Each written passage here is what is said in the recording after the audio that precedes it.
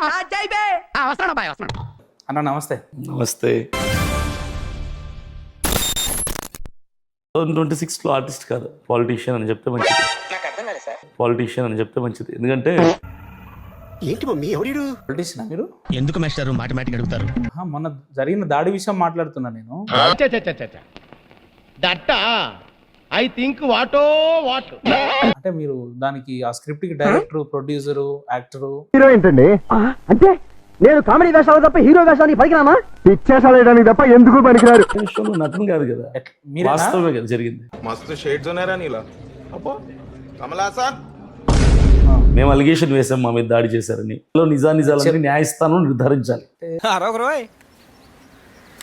చూడు వసంత కుమార్ అండి.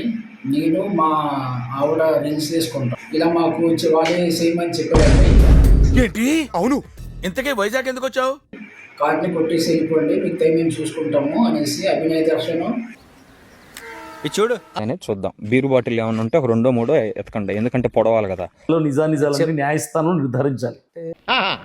అలాగే సీఎం గారు వస్తున్నారండి. సీఎం మరి ఇప్పుడు ఫోన్ లో గట్టిగా మాట్లాడింది ఆయనతోటే. ఏంది ఆయన మాట్లాడితే? నుంచి ఒక పాస్టర్ వెళ్తాడు ఎక్కడికి? పాడేరుకి.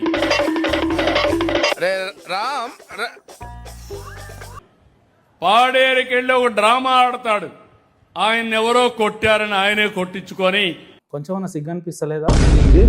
నాటకాలు ఆడి రాష్ట్రమంతా మత విద్వేషాలు సృష్టించాలని ఒక పెద్ద నాటకాన్ని క్రియేట్ చేశారు.